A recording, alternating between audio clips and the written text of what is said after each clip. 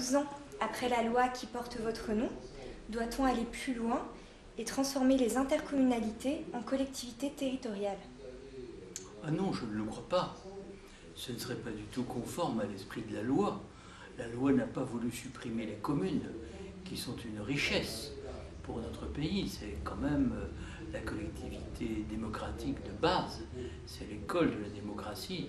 C'est un lieu très important du point de vue non seulement de la proximité, comme on dit, mais du point de vue des solidarités les plus immédiates.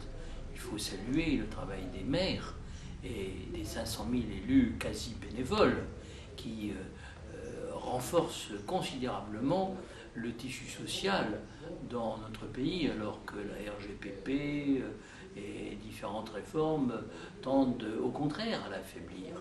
Donc il ne faut pas supprimer les communes. L'intercommunalité vise à mettre en commun des compétences stratégiques avec une ressource qui était à l'époque substantielle, la TPU, la taxe professionnelle unique, qui maintenant a été remplacée par la cotisation sur la valeur ajoutée et par la taxe foncière sur les immeubles à caractère industriel ou économique. Mais ceci compensera-t-il cela? Ça demande à être vu. Disons que, à mon avis, nous avons atteint un équilibre. Il ne faut pas le rompre et il ne faudrait pas utiliser le dispositif commune nouvelle pour transformer les de 2600 intercommunalités en 2600 communes. Ce serait, à mon avis, un très mauvais service rendu au pays. D'après vous, la loi du 16 décembre 2010 simplifiera-t-elle l'organisation territoriale? C'est son but affiché, puisqu'elle s'appelle loi de simplification aussi, comme la précédente d'ailleurs, on veut toujours simplifier.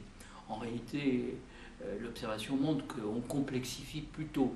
Par exemple, on va ajouter au millefeuille de nouvelles couches, de nouvelles strates, les métropoles, qui se surajoutent aux communautés urbaines.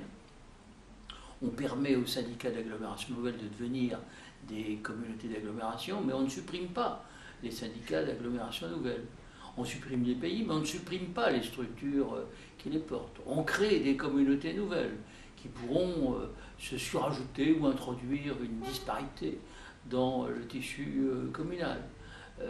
Par ailleurs, j'observe que les syndicats ne pourront pas tous être réduits, c'est illusoire.